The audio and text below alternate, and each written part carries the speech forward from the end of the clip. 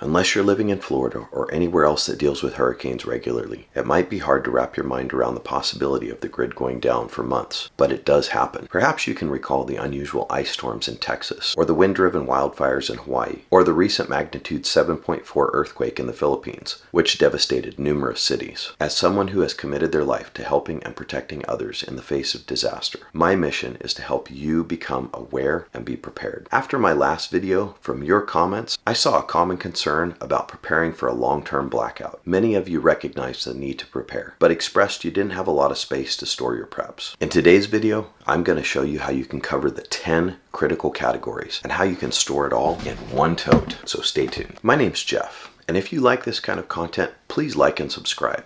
And if you're new to emergency preparedness, make sure to download my free Evac-Pack checklist. For this scenario, we're going to assume a few things. First, you've done your homework and you've downloaded your Evac-Pack checklist and you've prepared your bug out bag so that in the event you have to leave, you're ready to go. Secondly, for this scenario, the power is out, but you've determined that it's safe to stay home, or maybe it's not safe to leave. First, you need to have a container to put your preps in. And the whole point to a tote is to make it small and compact, or maybe an apartment, or maybe you've only got a bedroom. You've got a place to put it. Now, there's a lot of other possibilities of what you could do in this event. My wife and I, we've got a rising bed that we can store stuff underneath. So maybe that's you in an apartment or a bedroom. But my whole point to this is to show you that you can cover those 10 critical categories all in one small space. So let me preface that by saying everything I'm going to talk about fit into this tote, which is about the equivalent of 3 5-gallon buckets. The first and most critical thing that you need to be thinking about in the event of a long-term power outage, or even just a power outage because you have no idea how long it's going to last, is water. This is a water bob.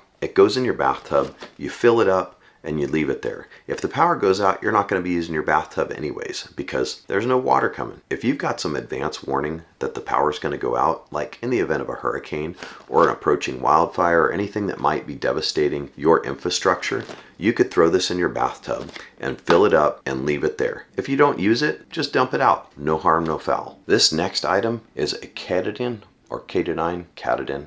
I don't know. You help me out in the comments. Basecamp Pro water filter. This will hold 10 liters of water and it filters the water. It's gravity fed and it allows you to get potable drinking water right out of this in the event that you had to leave your home to go get water, or if you had to get it out of your swimming pool or something like that. So again, that number one thing is having a way to get potable drinking water. There's lots of different ways that you can do that. You could boil water, you could sterilize it. The whole point to this video though is to show you that you can prepare for a power outage that's lasting a long term by having all your stuff in one simple tote. Of course, there's many different options for water. You could get a camp style bag shower that's black, something that you could fill it up and hang it outside. It would naturally warm up on its own. And then if you needed to boil that water, it's already kind of preheated, so you use less fuel. You could also use collapsible water type bags. They don't take up a lot of space, they'll fit in the tote, and when you need to fill them up, you've got water. The next thing we're going to talk about is fire and a way to cook.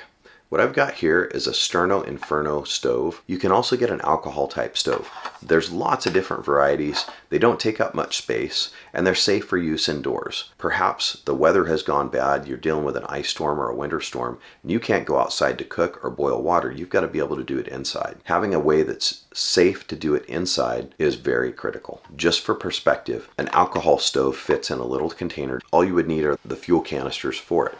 They don't take up a whole lot of space, and comparatively you can see big difference in size. That allows you to have a lot more fuel. Additionally, there are other types of alcohol stoves and DIY alternatives that I'll talk about in another video. There are very small pressure cookers that you can get. They're about 2 liters. Here's a 2-quart pot. That gives you about the size and scope of what it would be like to have a 2-liter pressure cooker that you would keep in your tote. The whole point to a pressure cooker is it allows you to cook your food fast and efficient by using very little fuel. Personally for me, I've got a big family, so I've got a much larger pressure cooker. And again, we're at home and all of your resources and everything are here. But the benefit to having a tote like this is that if you decided you had to leave and grab your Evac-Pack, you could grab that tote at the same time and you're headed out the door and you've got some basic necessities that you need to be able to survive long term while things get going. Along the lines of food preparation, the next thing I want to talk about is having a manual coffee grinder. You can grind up your beans and your rice and throw them in your pressure cooker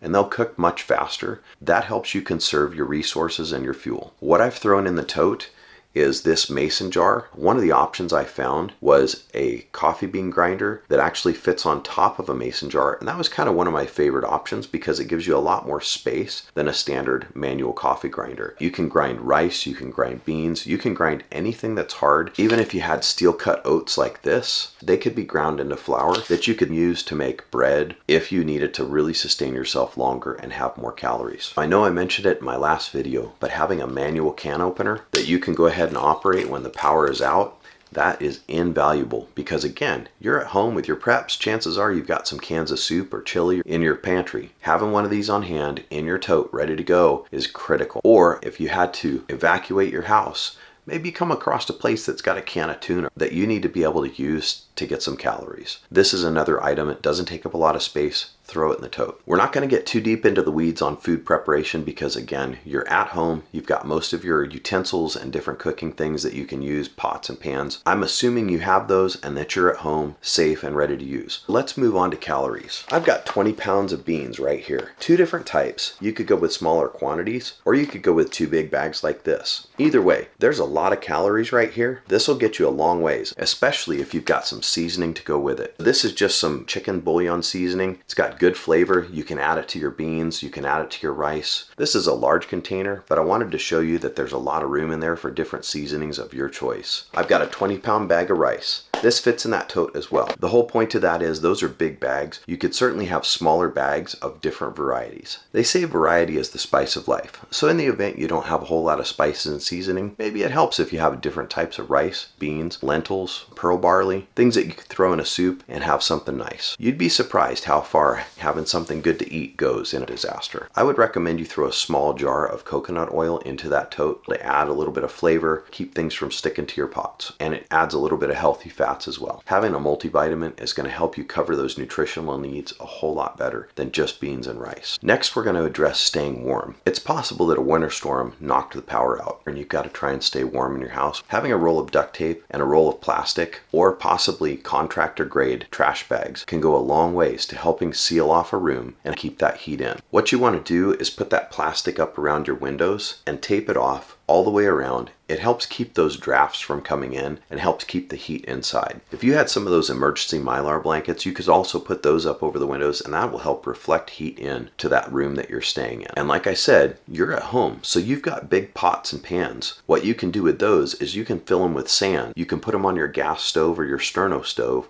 and heat those pots with the sand up, and it will become a heat battery that you can take off of the fire. You can place it in the room where you're staying at, where you're sleeping at, and it will radiate heat for hours and hours. That was a great suggestion from one of the comments in my previous video. While we're on the subject of fire and staying warm, I want to touch on safety a bit. You need to have a fire extinguisher on hand, and I suggest you have it in that tote. That way, when you start pulling these things out and you're burning a fire in the house, if you had something accidentally catch fire, you've got a way to put it out. Now, I did look on Amazon and I found some extinguishers that were about the size of this small spray can, which take up a lot less room in that tote. The most important thing is that you have a way to put out a fire in the event that one starts in your house. Remember, power's out, grid's down, help probably isn't coming. If you need it, you might not even have a way to call for help. You also want to have a battery-powered carbon monoxide detector that you can place in and around the area where you're cooking or using that heat source. That just helps keep you and your family safe. Even though I talked about it in a previous video, I'm going to talk about it again. And that's having a way to protect and defend your family or yourself if you're headed out to go get water or other crucial supplies that you might need. Having a pistol or a shotgun. In this case, we're trying to save space. So what I've got is a very small, compact 9mm pistol. Doesn't take up a lot of space. Easily can go in that tote. Again, if you had to grab the tote and leave your house, you can grab it and you've got a way to protect yourself. This is a simple little thing of mace that my wife carries on her keychain. Don't take up a lot of space. It's a great tool. Throw it in the tote. Of course, there are many other ways you could protect yourself and your family. A simple baseball bat behind the door, or a frying pan, or maybe a machete. There's lots of options. I'm just giving you some ideas of things that will fit in a tote that you could grab and go if you needed to leave. Let's talk about hygiene and sanitation. I recommend having wipes on hand for when you've got to use the bathroom or clean up after an incident or a mess. These will go a lot farther than having to use water that's a precious commodity that you might not have a lot of. I've used these a lot in the field, and one wipe will take care of business pretty easily. And there's 56 wipes, and that'll last a long time. Now this is where it kind of gets questionable about whether you want to use a tote or 5-gallon buckets, or maybe you just have a 5-gallon bucket. But that's because I recommend having a luggable loo toilet seat that fits on top of a 5-gallon bucket. That's where you do your business. You throw a garbage bag in that 5-gallon bucket. It doesn't take up a lot of space, doesn't take up a lot of time, and when you need to, you close up that bag and get it out of the house. Next, we're going to talk about lighting and extra power. What I've got here is a small little solar lamp. It's collapsible, so it doesn't take up a lot of space when it's in storage. But if you can see, it works great as a lamp. The additional thing is right here. It's got an extra port that's a USB port that you could charge devices. So it's actually a small little battery bank as well. You could set this outside and allow your devices to charge if you needed to. What I have here is a small solar powered battery bank. It has an additional hand crank option that allows me to charge it in the event that I don't have any sun. I keep mine pre-charged. It's got the USB chargers right here in the front, and then right here on the top it's got all these different cords so I can charge up whatever device I need to. It also has a flashlight option here that you can see is pretty bright. It's a battery bank that will charge your devices, and it will act as emergency lighting in the event you need it. This next option is a small little battery powered set of, I call them twinkle lights. You can string this around your room and provide some nice ambient lighting that will allow you to see what you're doing without having to use a whole lot of power. They also have rechargeable versions of these now. Having a way to see as you're doing tasks, either with a flashlight or a headlamp, those are both important things to have. As you can see, they don't take up much space. Throw them in the tote, have them ready to go. This one happens to be rechargeable, so I can use that solar charger, keep it charged all the time. I don't have to worry about batteries. This one takes 1 AA. They also have rechargeable versions of this one. Bringing it into the home stretch, we're going to talk about communications. Having 2 walkie-talkies that you can be able to communicate in the event that one of you has to leave your home to go get resources or supplies or call for help or go get help. You need to have a way to communicate back and forth, because chances are if the power's been out long term, cell towers are down, communications are down, and you've got to rely on something like this. I know we've tested it out with our kids as they've gone to the local park, which is a couple of miles away. So these work great in the event that you need to communicate when someone has to leave your house. And the last part of communications is being able to receive information, to know where help stations and locations are, where resources and supplies are, to have some sort of information about how long this event is going to last. Having a small little radio that you can use and listen to and receive that information is absolutely critical, because the only thing worse than a disaster itself is not knowing what's going on, what caused it, how long it's going to last. This is a small AM/FM shortwave weather band radio, USB rechargeable. I can keep it charged with that solar charger that we talked about, and this is going to keep you informed. With that said, I'd love to hear your thoughts in the comments below. If you think I should take something out and make room for something else. You guys had great comments in the previous video. Lots of good information, lots of great tips. I love how you guys are sharing and interacting and learning from one another, and I'm learning from you. This is the way we build community. This is the way we get through a disaster. So until next time, keep practicing, keep prepping, and stay safe. American Thrivalist out.